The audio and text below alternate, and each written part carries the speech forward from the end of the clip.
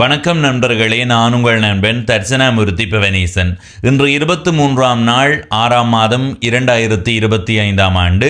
இன்றைய நாளில் யாழ்ப்பாணம் செம்மணி பகுதியில் செம்மணி மனித புதைகுழிக்கு சர்வதேச நீதி கோரி அணையா விளக்கு போராட்டம் ஆரம்பித்து வைக்கப்பட்டிருக்கிறது. 3 நாட்களாக இந்த போராட்டம் நடக்கப் போகிறது.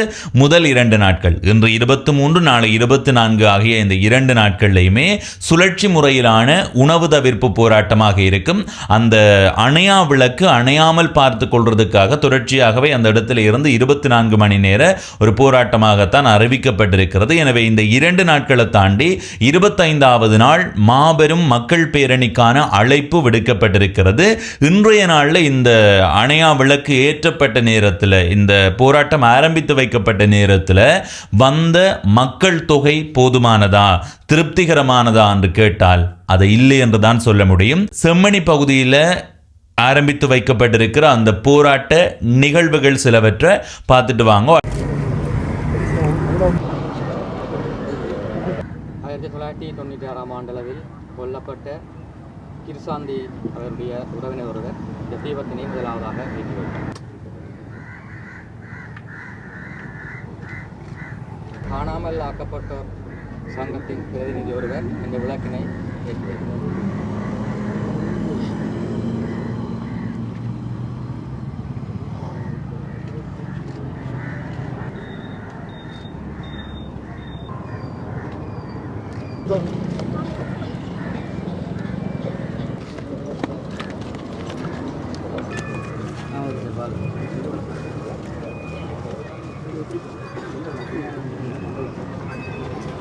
அனைவருக்கும் வணக்கம். மக்கள் செயல் என்ற அமைப்பினால் 23, 24 மற்றும் 28ஆம் தேதிகளில் அணையா விளக்கு என்ற கருப்பொருளில் ஆரம்பிக்கப்பட்ட இந்த போராட்டமானது இன்றைய தினம் 10:10 ஆரம்பிக்கப்பட்டிருக்கிறது. இந்த அணையா விளக்கினை நோக்கி நாங்கள் இந்த போராட்டத்தினை ஆரம்பித்திருக்கின்றோம். இந்த போராட்டத்தினுடைய கருப்பொருளின் அடிப்படையில் நாங்கள் பின்வரும் கோரிக்கைகளை முன்வைத்து நாங்கள் இலங்கை அரசாங்கத்திற்கு அழுத்தம் கொடுக்கும்படி இலங்கை மனித உரிமைகள் ஆணையாளரின் வருகையொட்டி நாங்கள் பின்வரும் அம்ச கோரிக்கைகளை நாங்கள் முன்வைக்கின்றோம். முதலாவது கோரிக்கையாக செம்மணி உள்ளிட்ட மனித புதைகுழிகள் தொடர்பில் ஐக்கிய நாடுகள் மனித உரிமை ஆணையாளரின் அலுவலகத்தின் கீழ் இயங்கும் இலங்கை பொறுப்புக்கூறல் செயற்திட்ட அதிகாரிகள் தொழில்நுட்ப ரீதியான உள்ளீட்டை வழங்கவும் கண்காணிப்பில் ஈடுபடவும் இலங்கை அரசாங்கம் அனுமதிக்க வேண்டும்.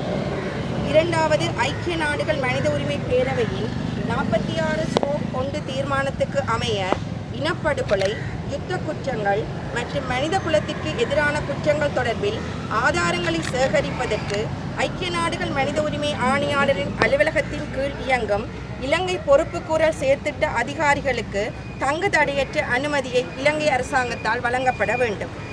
மூன்றாவது கோரிக்கை அம்சமானது மனித புதைகுழி அகழ்வு பணிகளில் வலிந்து காணாமல் ஆக்கப்பட்டவர்கள் தமது சமூகத்தின் வளங்களை பெற்று அதன் மூலம் சுதந்திரமான தொழில்நுட்ப உள்ளீட்டை பெற்றுக்கொள்ள இலங்கை அரசாங்கம் அனுமதிக்குமாறு அழுத்தம் வழங்க வேண்டும்.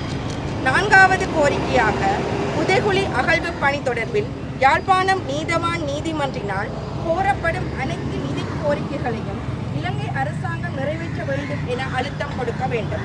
ஐந்தாவது கோரிக்கையாக இதுவரை வெளிவந்த தகவல்களின் பிரகாரம் அனைத்து புதைகுழிகள் தொடர்பிலும் சர்வதேச கண்காணிப்புடனான அகழ்விற்கு இலங்கை அரசாங்கம் அனுமதிக்க வேண்டும் என வலியுறுத்த வேண்டும். ஆறாவது கோரிக்கை அம்சமாக இலங்கை பொறுப்புக்கூறல் விவகாரம் தொடர்பில் ஐநா பொதுச்சபை ஊடாக ஐநா பாதுகாப்பு அவைக்கு விடயம் பாரப்படுத்தப்பட்டு அதனூடாக சர்வதேச குற்றவியல் நீதிமன்ற விசாரணை ஒன்றை சாத்தியப்படுத்துவதற்கான செயற்பாடுகளை ஐநா மனித உரிமை ஆணையாளர் எதிர்வரும் ஐநா மனித உரிமை பேரவை கூட்டத்தில் முடுக்கிவிட வேண்டும். இந்த கோரிக்கை அம்சங்கள் அடங்கிய ஒரு கையெழுத்து பிரதியினை நாங்கள் தெரிவித்த ஐநா மனித உரிமை ஆணையாளரிடம் கையளிப்பதற்காகத்தான் நாங்கள் முயற்சி செய்து கொண்டிருக்கிறோம். ஆகவே இதற்கான ஆதரவினை நீங்கள் வழங்குவதற்காக எங்களுக்கு அதிகபட்சம் எவ்வளவு கையெழுத்து பிரதிகளை பெற்றுக்கொள்ள முடியுமோ அந்த அளவுக்கு கையெழுத்து பிரதிகளை நீங்கள் எங்களுக்கு வழங்கி ஆதரவு தர வேண்டும் என்று கூறிக்கொண்டு மேலும் இந்த போராட்டத்தினை அமைதியான முறையில் முன்னெடுப்பதற்காக ஊடகவியலாளர்கள் மற்றும் இதில் பங்கேற்கின்ற பொதுமக்கள், அரசியல்வாதிகள் அனைவரையும் நாங்கள் கேட்டுக்கொள்வதோடு, மிக முக்கியமாக ஊடகவியலாளரின் பங்கு எவ்வாறு இருக்க வேண்டும் என்று சொன்னால், நீங்கள் யாராவது ஒருவரை இந்த இடத்தில் கருத்து சொல்வதற்கு அழைக்கின்ற பொழுது இந்த குறிப்பிட்ட இடத்தில் எந்த விதமான ஒரு பிரச்சனைகளும் பெறாத அடிப்படையில் அவர்களுடைய கருத்துக்களை பெற்றுக்கொள்வதனால் நாங்கள் இந்த போராட்டத்தை அமைதியான முறையிலே வழிநடத்தி சென்று புதன்கிழமை நாங்கள் ஐநா மனித உரிமை ஆணையாளரிடம் எங்களுடைய கோரிக்கைகள் அடங்கிய அம்சமான அந்த மனுவினை வழங்குவதற்கு மிகவும் வலிச்சேர்ப்பதாகவும் ஆதரவானதாகவும் இருக்கும் என்று கோரிக்கொள்கிறேன். நன்றி.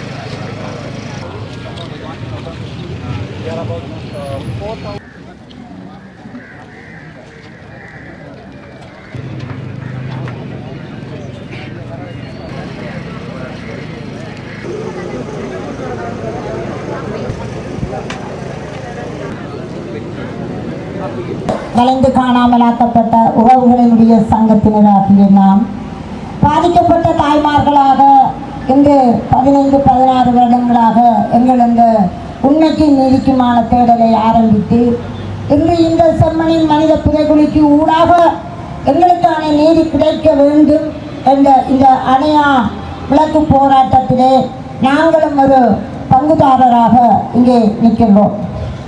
பல இன்னல்களுக்கும் அச்சுறுத்தலுக்கும் இராணுவ புலனாய்வாளர்களுடைய விசாரணைக்கும் உட்படுத்தப்பட்டு எங்களுக்கான இந்த நீதியை தேடி நாங்கள் நிற்கின்ற இந்த வேளையிலே ஏற்கனவே பல மாவட்டங்களில் பல மனித புதைகுழிகள் கண்டுபிடிக்கப்பட்டும் ஆய்வுகள் ஆராய்ச்சிகள் மேற்கொள்ளப்பட்டும் எங்களுக்கான நீதி இதுவரை கிடைக்கவில்லை.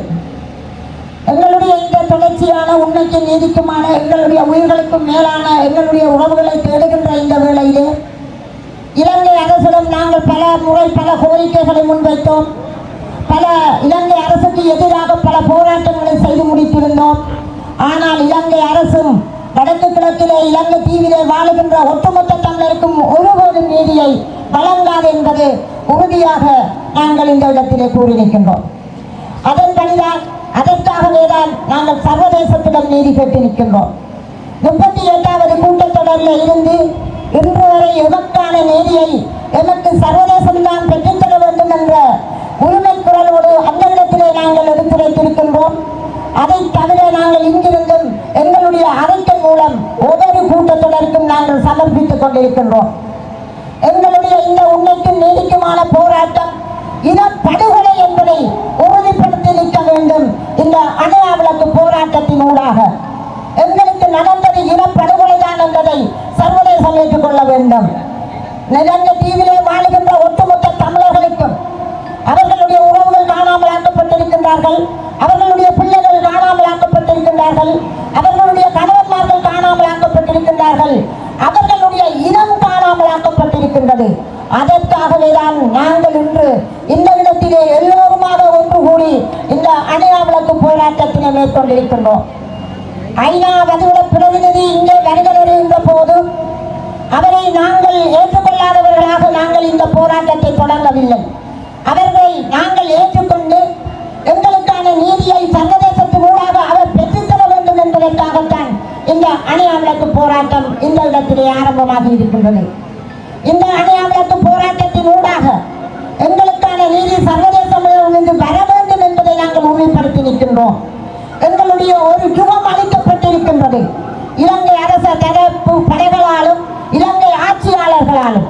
இந்த இப்போது புதிய ஆட்சி என்று சொல்லி புதிய அரசாங்கம் என்று சொல்லி எங்களுடைய மக்கள் ஏதிரிகளாக வாக்களித்து அவர்களை இந்த ஆட்சிக்கு கொண்டு வந்திருக்கின்றார்கள். உண்மையில் நடக்க போறது அதுவல்ல. எமக்கு இந்த ஆட்சியினூடாக ஒருபோதும் தீர்வு கிடைக்காது என்பதை எங்களுடைய உறவுகள் உணர்ந்து கொள்ள வேண்டும். இனிமேல் வரும் காலங்களில் நாங்கள் யார் என்பதை இந்த இலங்கை அரசுக்கு மட்டுமல்ல உலகெங்கும் எடுத்து காட்ட வேண்டும். உலகம் பூராவும் எங்களுடைய மொழி பேசப்பட வேண்டும். எங்களுடைய குரலுக்காக அந்தந்த நாடுகளிலே அங்கே குரல்கள் ஒழிக்கப்பட வேண்டும். எங்களுக்கான நீதியை அவர்கள் பெற்றுத்தர முன்வர வேண்டும். அதுக்காக இங்கே வாழுகின்ற பாதிக்கப்பட்ட உறவுகளாகிய நாங்கள் ஒன்று கூடி எம்மினம்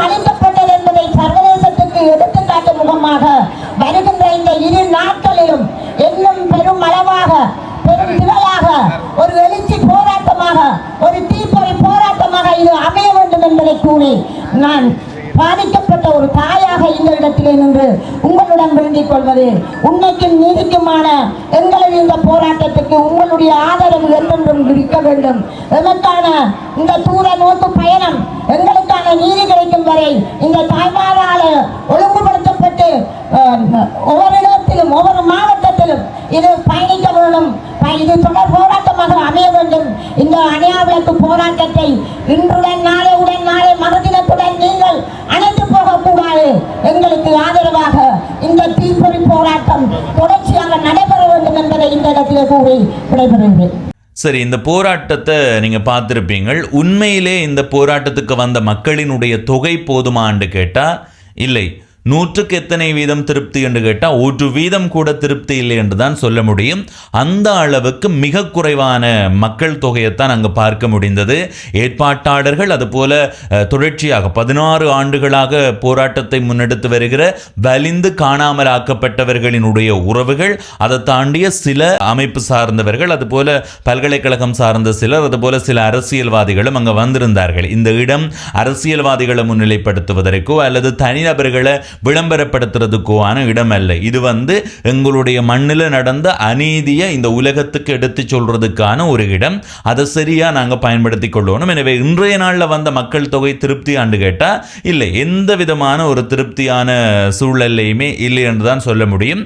இதே நான் இந்த இடத்த பதிவு செய்கிறேன்டா 25வது நாள் நடக்க போற, நாளை மறுதினம் நடக்க போற அந்த மக்கள் பேரணிக்கு முடிந்த அளவு பல்லாயிரக்கணக்கானவர்களை நாங்கள் திரட்டி அந்த போராட்டத்தை செய்யணும்ன்றதைத்தான் அந்த போராட்டக்காரர்கள் அழைப்பாக விடுத்திருக்கிறார்கள். எனவே இந்த காணொளியை பார்த்து கொண்டிருக்கிற நீங்கள் உங்களுடைய ஊரில் இருந்து உங்களுடைய ஊரில் இருக்கிற மக்களை அழைத்து கொண்டு போகிறதுக்கான ஒரு வாகன ஒழுங்கையோ அல்லது ஏதாவது ஒரு கூட்டாக ஒரு ஒழுங்கை செய்து ஒவ்வொரு ஊரிலையும் இருந்து அந்த 25வது நாள் நாளை மறுதினம் அங்கு அழைத்து கொண்டு வருவீர்களாக இருந்தால் அது மிக பொருத்தமானதாக இருக்கும் என்று பல பேர் சொல்லிக் கொண்டிருக்கிறார்கள். அத்தோட இதில் ஏன் திருப்தி இல்லை என்று சொல்றேன்டா, என்னை பொறுத்த வரைக்கும் அந்த பகுதியில் 100க்கும் குறைவானவர்கள் தான் அந்த போராட்டத்துக்காக வந்து நின்றவர்கள்.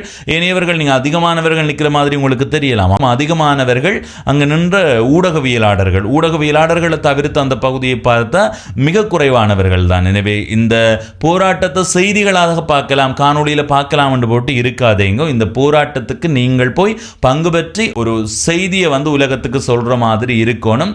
அதற்கான முடிந்த அளவான முயற்சி எல்லாருமே மேற்கொள்ளுங்கன்றது இந்த இடத்தை பதிவு செய்து கொள்கிறேன்.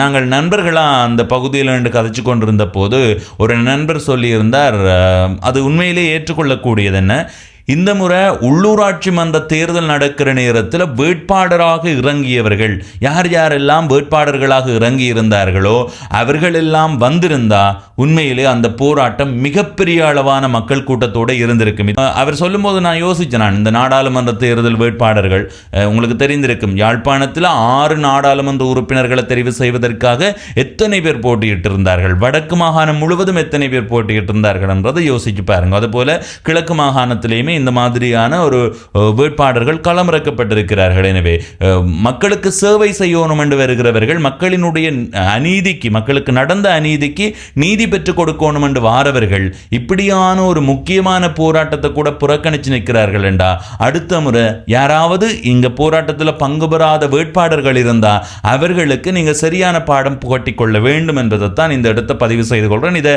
அரசியல் மாத்தையில, ஆனா அரசியலுக்கு இருக்கிற ஈடுபாடு எங்களுடைய மக்களினுடைய அநீதிக்கான நீதியை பெற்றுக்கொள்றதுக்கான ஒரு முயற்சியில் இல்லை, அதை உண்மையிலே ஏற்றுக்கொள்கிற அளவுக்கு இல்லை. எனவே முடிந்த அளவு நாளை மறுதினம், நாளைய நாளில் நீங்கள் நேரம் இருக்கும்போது போங்க, இல்லை எல்லா நாளும் எல்லாருக்கும் நேரம் இருக்காது. ஆனால் 25ஆம் நாள் முடிந்த அளவு அந்த போராட்டத்தில் பங்கு பெற்றி கொள்ள பாருங்க. அடுத்தது யாழ்ப்பாணத்தில் 25வது நாள் மதிய வேளை பகுதியில் தான் ஐக்கிய நாடுகள் மனித உரிமைகள் ஆணையாளர் வாரார். திருகோணமலைக்கு காலை வேளையில் வருவதாக தகவல் கிடைத்திருக்கிறது. ஜூப்ளி மண்டபத்துக்கு முன்னால் மக்கள் ஒன்று திரள போகிறார்களாம். அது 25ஆம் நாள் காலை 6-7 மணி அளவில் அந்த பகுதியில் மக்கள் நின்றா தான் நல்ல. இப்போ இந்த அவர் வந்ததுக்கு பிறகு மக்கள் கொஞ்சம் கொஞ்சமாக வந்து கொண்டு இருந்தால் பொருத்தமாக இருக்காது. எனவே 7 மணிக்கு முன்பே மக்கள் எல்லாருமே ஒன்று திரண்டு நிற்க வேண்டும் என்ற அழைப்பையும் விடுத்திருக்கிறார்கள். அதுபோல் யாழ்ப்பாணத்திலேயும் அந்த அழைப்பு விடுக்கப்பட்டிருக்கு. யாழ்ப்பாணத்திலேயும் முடிந்த அளவு அவர் வாரதுக்கு முன்னம் எல்லாருமே நிற்கணும்னா முடிந்த அளவு 10 மணிக்கே நாங்கள் அங்கே போய் அந்த போராட்டத்தில் பங்கு பெற்றி கொள்ள வேண்டும் என்று சொல்லப்படுகிறது. எனவே நீங்கள் இந்த காணொளியை பார்த்திருப்பீங்கள். இந்த மக்கள் தொகை உங்களுக்கு திருப்தி அளிக்குதான்றது உங்களுடைய கருத்தாக பதிவு செய்யுங்க. அது மாத்திரமில்லாது உங்களுக்கு திருப்தி இல்லை என்று சொன்னால் நீங்களும் அதற்கான முயற்சியில் இறங்கிக் கொள்ளுங்க. உங்களுடைய ஊர் சார்ந்தவர்களையும் அனுப்ப பாருங்க. ஒரு வாகன ஒழுங்கு செய்து கொடுங்க. ஒவ்வொரு ஊர்லேயும் அமைப்புகள் இருக்கும் தானே, சமூக நிலையம் அப்படியான அமைப்புகள் இருக்கும், அல்லது வெளிநாட்டு அமைப்புகள் இருக்கும். இப்போ சிறுப்பிட்டி என்று சொன்னால் சிறுப்பிட்டி கனடா ஒன்றியமோ அமெரிக்கா ஒன்றியமோ ஏதோ ஒன்றியம் இருக்கும் தானே. அங்கே இருக்கிறவர்கள் தம்பி நாளன்னைக்கு ஒரு போராட்டம் நடக்குதான், நாங்கள் உங்களுக்கு பேருந்து ஒழுங்குகள் செய்தார நீங்கள் விடிய காலமே ஒரு 10 மணிக்கு முன்னமே அங்கே போங்கோ என்ற ஒரு கோரிக்கையை முன்வைத்து அவர்களை அனுப்புறதுக்கான முயற்சி எடுங்கோ. அப்படி இல்லாமல் சமூக வலைத்தளத்தின் ஊடாக மட்டுமே கருத்து போட்டு எழுதி ஒரு விடயத்தை சாதித்து கொள்ள முடியும் என்ற எண்ணத்தோடு மட்டும் அமைதியாக இருந்து விடாதீங்க. இந்த போராட்டத்துக்கு முடிந்த அளவுக்கு ஆதரவை வழங்குங்கன்றதை சொல்லி இந்த காணொளியில் இருந்து விடைபெறுகிறேன். நன்றி, வணக்கம்.